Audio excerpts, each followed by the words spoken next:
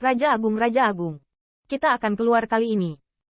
Agar Raja Agung tidak kalah dari orang-orang itu, bisakah kamu memberikan Ding Hai Shenzhen kepadaku dan Xiao Eleven untuk membela diri? Yuan Qi dengan cemberut, memegang ekor Xiao Jiu, menyeretnya, dan kemudian memukul dahinya dengan tongkat ajaib. Aku akan memberimu tongkat dulu. Hanya dengan tongkat, ada suara renyah di dahi, Xiao Jiu seperti tubuh King Kong. Tetapi tiba-tiba dia menggembungkan tas besar, memegangi dahinya, dengan keluhan di wajahnya. Meskipun senjata Yuan Qi tidak dapat diberikan, bagaimana mungkin dia tidak merasa kasihan pada cucu monyetnya? Bahkan ketika melihat Yuan Qi mencabut 3 rambut monyet dari belakang kepalanya, dan meniupnya di telapak tangannya, itu masuk ke telinga Xiao Jiu dan Xiao Yi. Yang tersisa terbang menuju Bai Guanxing, tetapi ketika yang terakhir melihatnya, dia melambaikan tangannya berulang kali. 7 saudara, ini tidak perlu. Anda tidak memiliki sedikit rambut di belakang kepala Anda. Qin Yichen juga memperhatikan bahwa bagian belakang kepala Yuan Qi sama besarnya dengan mereka, dan rambut di bagian belakang kepalanya ditarik ke bawah dengan satu tangan untuk menjelaskan. Selain itu, Qin Yichen memperhatikan bahwa rambut monyet di bagian belakang kepalanya berwarna emas cemerlang, dan di rambut halus itu, tampaknya ada jejak cahaya kemasan dan pola dao primitif, yang tampak sehalus jaring surga, tetapi berisi surga dan bumi. Qin Yichen menyentuh bagian belakang kepalanya, seolah berubah menjadi naga sungguhan, mungkin itu posisi lilin. Tapi rambut monyet di bagian belakang kepala, yang berbeda dari rambut monyet keseluruhan, pasti mengandung luasnya sihir. Itu sebabnya Bai Guanxing melambaikan tangannya dan menolak. Tetapi Yuan Qi tidak senang lagi. Apakah kamu bersaudara? Saudara seperti saudara kandung. Bagaimana bisa sehelai rambut dibandingkan dengan saudara kandung? 7 saudara. Benar-benar tidak perlu. Intinya aku juga bukan cucu monyetmu. Bai Guanxing sepertinya tahu berat untaian rambut monyet ini, dan dia tidak ingin menerima hadiah seperti itu dengan sia-sia. Namun, di hadapan penolakannya, Yuan Qi mengarahkan pandangannya pada rambut monyet emas muda yang melayang di udara. Dengan ekspresi cemberut, rambutnya dicabut. Masih bisakah saya memasukkannya kembali? Segera, Yuan Qi melirik Qin Yichen dengan mata monyet emas dan lubang api pada akhirnya. Tatapannya jatuh pada Qin Yichen. Wah, kudengar kau menggunakan kaisar pedang gila. Oh tidak, itu seharusnya pedangmu sekarang.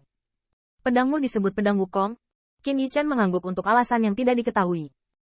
Ini memang nama yang dia rasakan setelah menyempurnakan pedang Wukong. Goku, Goku. Yuan Qi menggosok pipi monyet itu, dan tidak bisa menahan diri untuk tidak mengagumi. Jalan yang bagus itu benar-benar kosong, nama yang bagus. Qin Yichen mengangkat dagunya dengan bangga pada saat itu, dan Qin Yichen, yang berada jauh di 3000 alam, tiba-tiba mulai menamparkan Hong Lian. Apakah Anda melihatnya? Level penamaan saya dipuji oleh Yuan Qi. Itu nama yang bagus. Rambut monyet ini akan kuberikan padamu. Segera setelah itu, Yuan Qi menghela nafas, dan melihat bahwa rambut monyet berubah menjadi sinar cahaya kemasan dan langsung menembus telinga Qin Yichen. 7 saudara. Sebelum Bai Guanxing sempat berhenti, Qin Yichen merasa bahwa rambut monyet itu tidak hanya masuk ke telinganya, tetapi juga masuk ke telinganya sampai ke kedalaman pikirannya. Kemanapun dia pergi, Qin Yichen hanya merasa kepalanya gatal. Tetapi ketika sehelai rambut monyet berdiri jauh di benaknya, dia tampaknya takut bahwa setelah Bai Guanxing akan dirampok dan dikembalikan, itu segera memancarkan kecemerlangan yang luar biasa. Cahaya kemasan yang mulia, seperti monyet emas yang hidup di platform spiritual. Qin Yichen hanya merasa bahwa tempat di mana rambut monyet ini telah berlalu penuh dengan antusiasme, bertarung dengan penuh semangat, dan mengandung sihir yang luar biasa. Qin Yichen tiba-tiba kembali ke akal sehatnya. Dia tidak punya waktu untuk mengalami misteri rambut monyet, tetapi dia tahu betapa berharganya itu. Bagaimanapun, hanya ada satu helai rambut di bagian belakang kepala saudara 7, dan dia mungkin memetik satu atau lebih sedikit. Ekspresi Qin Yichen dan Bai Guanxing menjadi persis sama. Dia ingin kembali. Bagaimanapun, dia datang ke gua di mana air terjun adalah tirai, dan itu cukup untuk makan dan minum. Lagi pula, dia dan Yuan Qi telah hanya satu sisi. Namun, Yuan Qi mengangkat cakar monyet dan langsung mengejutkan Qin Yichen. Hei, rambut kakak bukanlah skala kebalikan dari klan naga sejati, tarik atau pasang kembali. Setelah itu, Yuan Qi menyeringai ke Bai Guanxing lagi. Kamu membantuku merawat Xiao Jiu dan Xiao Xi. Aku akan memberi muridmu rambut monyet, dan itu bahkan. Bai Guanxing mengangkat tangannya, tidak tahu harus berkata apa, tetapi akhirnya meletakkan tangannya tanpa daya. Baiklah, kalau begitu pergi. Yuan Qi menepuk pundaknya, sepertinya merasa Bai Guanxing telah pulih, dan akan ada kesempatan untuk berkumpul di masa depan. Tapi Yuan Qi penuh dengan keengganan, karena dia tahu bahwa Bai Guanxing akan sangat sibuk dalam kehidupan ini, dan dia tidak tahu kapan dia bisa menikmati anggur seperti ini. Hati-hati, kamu ingin merebut sumber alam semesta, Dong Huang Taiyi juga berpikir, orang-orang itu jelas murid. Pada kenyataannya, mereka semua menunggu untuk ditembak di belakang. Yuan Qi tersenyum bebas dan bebas. Tentu saja, saudara akan melindungimu juga. Bai Guanxing mengibaskan cakar monyet Yuan Qi. Berpura-pura tidak mau, kamu terlihat seperti ayahku. Yang kecil tidak bisa menahannya lagi, yang tua mengambil gambar. Ketika berbalik, Bai Guanxing tersenyum lagi. Jangan khawatir, saya bisa menahannya. Qin Yichen mengucapkan selamat tinggal kepada orang banyak, terbang keluar dari tirai air, dan berjalan keluar dari pegunungan yang penuh dengan bunga dan buah-buahan, membawa Xiao Eleven dan Xiao Jiu. Kedua monyet kecil ini memiliki mata iri monyet kecil lainnya untuk mengucapkan selamat tinggal.